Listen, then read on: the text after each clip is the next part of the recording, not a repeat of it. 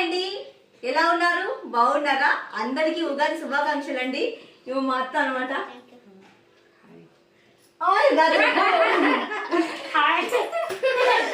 మా అత్త పెద్దత్త, మా చిన్నత్త.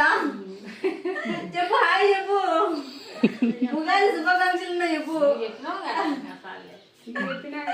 అదే అనమాట. మామూలుగా ఇప్పుడు మా అత్తలు ఏం చేస్తారంట? ఓలిగలు అంటే బచ్చాలు. అంటే బచ్చాలు ఇంకో పేరేంది? భక్షాలు.